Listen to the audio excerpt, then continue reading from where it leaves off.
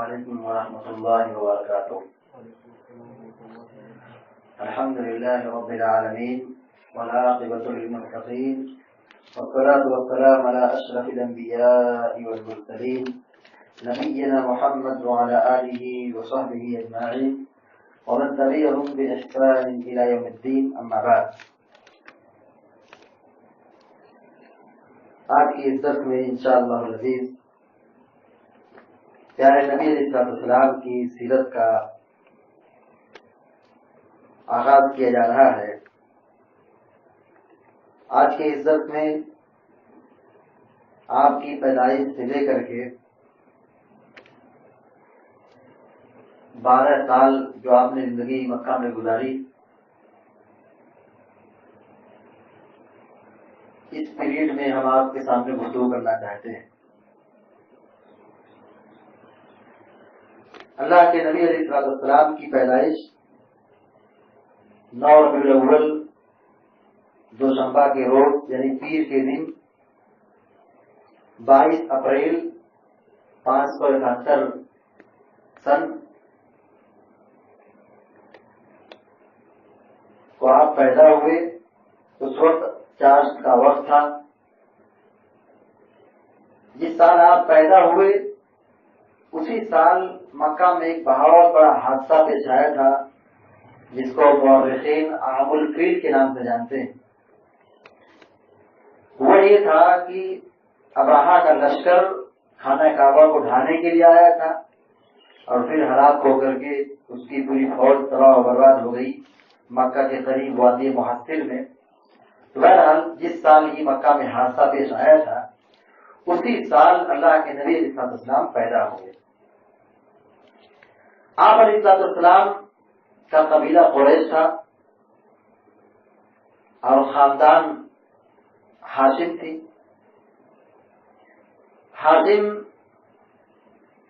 کا معنی ہوتا ہے توڑنے والا، کیونکہ آپ کی خاندان کے لوگ حجاج کرام جو حج کرنے کے لیے آتے ہیں ان کو حجاج کہا جاتا ہے۔ حجاج کرام کو روٹی توڑ کر کے سالن میں کھلاتے تھے، روٹی اور بوٹی، اسی لیے ان کا لقب کیا پڑ گیا؟ ہاشم۔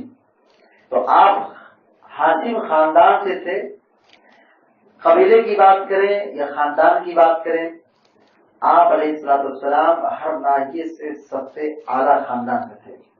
اور انبیاء علیہ السلام جتنے بھی دنیا میں آئے ان سب کا اگر خاندان دیکھا جائے، ان کا نسب دیکھا جائے، ان کا گھرانہ دیکھا جائے تو وہ شریفوں کا گھرانہ ہے۔ وہ خاندان اعلیٰ درجے کا ہے، اعلیٰ مرتبے کا ہے۔ تو اللہ کے نبی صلی اللہ علیہ وسلم بھی اعلیٰ خاندان سے تھے۔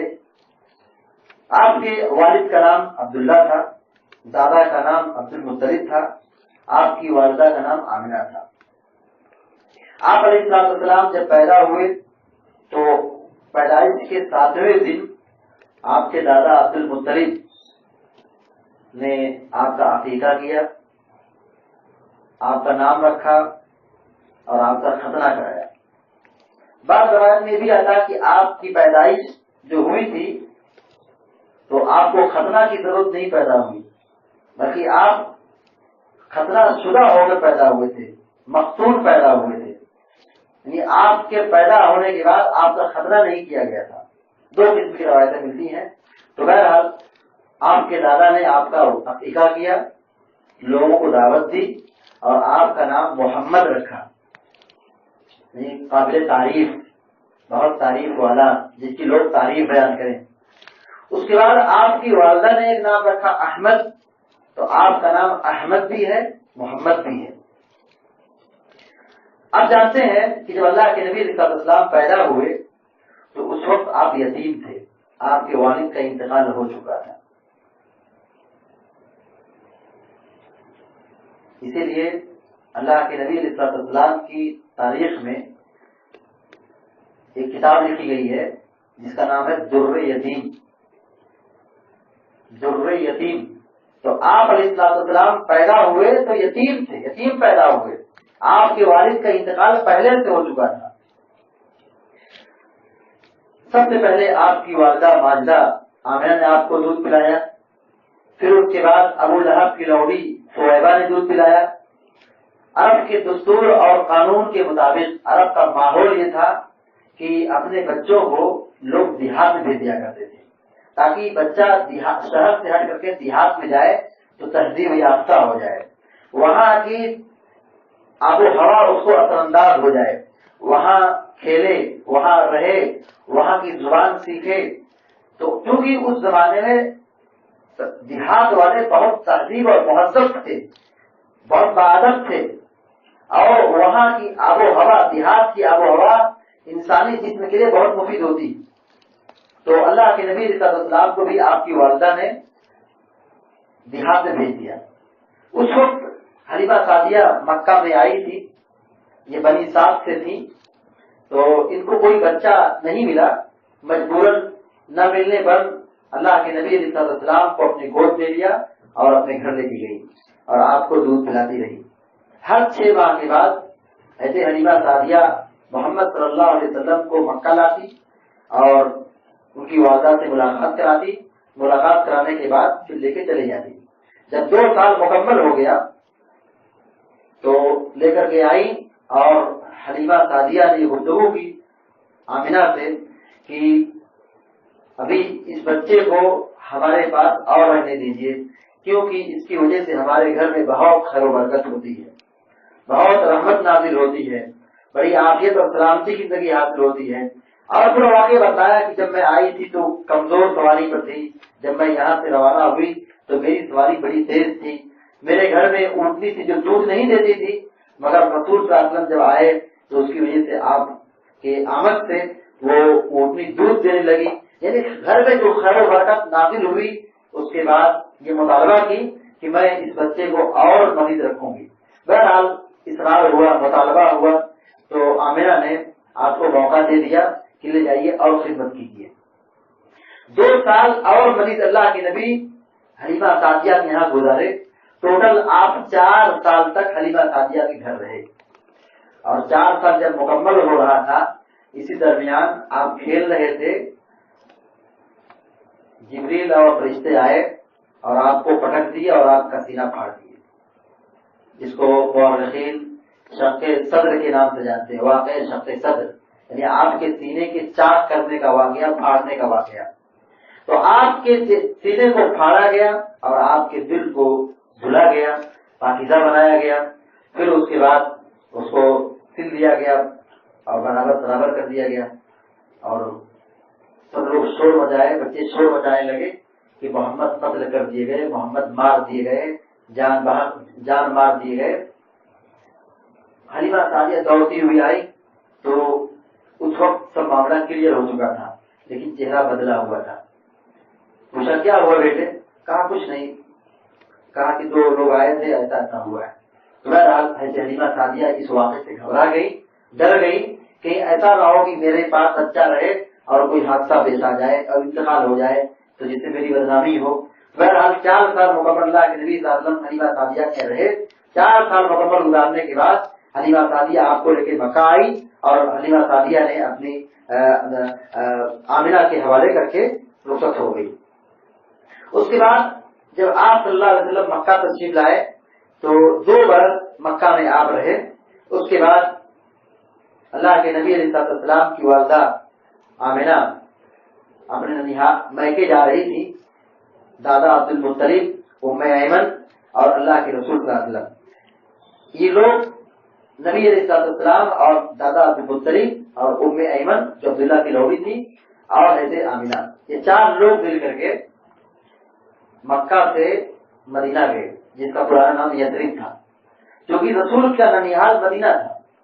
تو مدینہ گئے، وہاں پہ آپ علیہ السلام 1 سال تک زندگی گزارے۔ پھر ایک ماہ رہنے کے بعد آپ کی والدہ آپ کو لے کر کے مدینہ یثرب سے مکہ روانہ ہوئی، لیکن راستے میں حلیمہ سعدیہ کی آمنہ کی طبیعت خراب ہو گئی اور مقام ابوا میں طبیعت خراب ہونے کے نتیجے میں ان کا انتقال ہو گیا۔ ابوا یہ مکہ اور مدینہ کے بیچ میں ایک جگہ کا نام ہے، وہی آپ کی تدفین ہوئی۔ تو اس وقت رسول صلی اللہ علیہ وسلم کی عمر 6 سال تھی جب آپ کی والدہ کا انتقال ہوا، اس وقت آپ کی عمر 6 سال تھی. سوچئے کہ اللہ کے نبی پیدا ہوئے تو یتیم پیدا ہوئے، اور 6 سال کے بعد آپ کی والدہ کا بھی انتقال ہو گیا، آپ در یتیم ہو گئے. پھر اب یہ کفالت کی باری ذمہ داری دادا کے سر پہ آئی. 2 سال تک ذمہ داری دادا عبد المطلب نے سنبھالی. 2 سال کے بعد دادا کا بھی انتقال ہو گیا. اس وقت رسول کی عمر 8 سال تھی. اب جب دادا کی وفات ہو گئی تو اب ذمہ داری کفالت کی ابو طالب کے پاس آئی جو آپ کے چچا تھے. ابو طالب اسلام تو قبول نہیں کیے، مگر اللہ کے نبی علیہ السلام کی مکمل خدمت کرتے رہے، مکمل دھیان دیتے رہے، مکمل کفالت کرتے رہے، ہر طرح سے آپ کی نگرانی کرتے رہے. جس وقت آپ نے کفالت کی ذمہ داری سنبھالی تھی اس وقت اللہ کے نبی کی عمر 8 سال تھی، اور جب ابو طالب کی وفات ہوئی تو اس وقت رسول صلی اللہ علیہ وسلم کی عمر تقریباً 50 یا 51 سال کی تھی. سوچئے 8 سال سے لے کر کے 50 اور 51 سال کے بیچ میں جو اتنا طویل وقفہ ہے، اتنا مکمل خیال ابو طالب نے آپ کا رکھا، آپ کی خدمت کی، آپ کے ساتھ رہے، آپ کا سپورٹ کرتے رہے، آپ کا مالی تعاون کرتے رہے، آپ کی کفالت کرتے رہے. تو اللہ کے نبی علیہ السلام جب ابو طالب کی کفالت میں آ گئے تو اس وقت آپ کی عمر 8 سال تھی. تو 8 سال سے 9 سال کے ہوئے، 10 سال کے ہوئے، اور بعض روایت کے مطابق یہ بھی کہ آپ 12 سال کے ہوئے. تو آپ کے چچا تجارت کی غرض سے شام جا رہے تھے. تو اب چونکہ چچا آپ کے کفیل تھے، آپ چچا کے ماتحت رہتے تھے، تو اللہ کے نبی علیہ السلام کو یہ جدائی پسند نہیں آئی. جب یہ چچا جا رہے ہیں تجارت کے لیے تو اللہ کے نبی علیہ السلام بہت ناراض ہو گئے، بہت غمگین ہو گئے. اور ابو طالب نے آپ کا چہرہ دیکھا تو مایوسی اور غمگین کی جو حالت ہوتی ہے اس احساس کو جب محسوس کیا تو ابو طالب نے اپنے سفر میں آپ کو لے لیا. کیونکہ آپ تجارت کے لیے شام جا رہے تھے، شام کے سفر میں اللہ کے نبی کو اپنے ساتھ لے لیا. بہرحال مکہ سے نکلے، سفر تجارت میں جا رہے تھے، شام پہنچے تو بحیرہ راہب سے ملاقات ہو گئی. بحیرہ راہب وہ بہت بڑا عالم تھا، جانکار تھا. اس نے اپنی آسمانی کتاب میں توریت میں یہ پڑھی تھی بات کہ مکہ میں ایک نبی آنے والا ہے جو آخری نبی ہوگا، اس کی یہ خصوصیات ہوگی، اس کی اوصاف اور اس کی یہ پہچان ہوگی. تو ابو طالب کے ساتھ جو رسول سفر میں جا رہے تھے تو وہاں ایک پڑاؤ ڈالے مقام بسرا میں. تو بسرا میں جب مقام پر پڑاؤ ڈالے وہیں پہ ٹھہرے تو بحیرہ راہب سے ملاقات ہوئی. تو بحیرہ راہب نے ابو طالب کو بلایا اور کہا یہ آپ کی تربیت میں جو لڑکا ہے اس کو آپ اپنے ساتھ یہاں پر رکھیے. مجھے ڈر ہے کہ اگر یہ یہودی جان لیجیے کہ یہی محمد ہے، یہی آخری رسول بن کر کے دنیا میں آنے والے ہیں، نبوت اور رسالت کا تاج انہیں کے سر پہ باندھا جائے گا، ان کو دیا جائے گا، تو قتل کر دیں گے.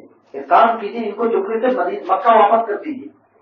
بحیرہ راہب کی بات ابو طالب کو سمجھ میں آ گئی. ڈر تھا، خدشہ تھا کہ کہیں اگر آگے لے گئے اور یہودیوں سے ملاقات ہو گئی تو یہودی رسول کے کھلا بغاوت کر بیٹھیں گے، دشمنی کر لیں گے اور آپ کو قتل کر دیں گے. بہرحال اللہ کے نبی علیہ السلام کو وہیں سے واپس کر دیا گیا، ابو طالب نے آپ کو واپس کر دیا. تو اس واقعے میں ایک بہت بڑی نصیحت یہ ہے کہ بحیرہ راہب نے اتنی امانت داری سے سوجھ بوجھ سے یہ فیصلہ لیا، کہا کہ میں تورات کے اندر اللہ کے رسول صلی اللہ علیہ وسلم کی سیرت کو پڑھا ہوں اور آپ کی جو خصوصیات اور آپ کی جسمانی شکل، آپ کی جو چال ڈھال انداز کردار جو کچھ میں نے پڑھا ہے صرف میں اس آدمی کے اندر دیکھ رہا ہوں، اس لڑکے کے اندر دیکھ رہا ہوں. اور دوسری بات یہ کہ جب میں نے دیکھا کہ وہاں پر جہاں پر آپ صلی اللہ علیہ وسلم کھڑے تھے، بیٹھے آرام کر رہے تھے، وہاں پر جتنے درخت تھے سب کے سب آپ کو سایہ دے رہے تھے، جھکے ہوئے تھے. یہ خصوصیت تو رسول صلی اللہ علیہ وسلم کی ہو سکتی ہے، خاتم النبیین کی ہو سکتی ہے. تو بہرحال جو اس نے تورات میں آپ کی صفات کو جانا تھا، پہچانا تھا، اس صفات کے نتیجے میں یہ فیصلہ کہ ان کو واپس کر دیا جائے. اور ابو طالب نے آپ کی بات مانی اور آپ کو واپس کر دیا. یہ آپ علیہ السلام کی پیدائش سے لے کر کے 12 سال جو سفر شام کا واقعہ تھا، اتنی باتیں ہم نے مختصر طور پہ پیش کی ہے. ان 12 سال کی زندگی میں اگر ہم خلاصے کے طور پر اختصار کے ساتھ یا نصیحت کے طور پر جو کہنا چاہتے ہیں یہ کہ دیکھیے اللہ کے نبی علیہ السلام یتیم پیدا ہوئے، مگر اللہ نے انتظام اور راستہ کیسے ہموار کر دیا. اللہ تعالیٰ نے آپ کی حفاظت کیسے کی، آپ کی نگرانی کیسے کی، آپ کو کیسے بڑا بنایا، آپ کی تربیت کا راستہ ہموار کیسے کیا، آپ کا انتظام کیسے کیا. تو اللہ رب العالمین ہر چیز پر قادر ہے، ہر چیز پر قادر ہے. بچہ یتیم پیدا ہوا ہے، مگر ایک وقت آئے گا کہ یہ بچہ پوری امت کی قیادت سنبھالے گا.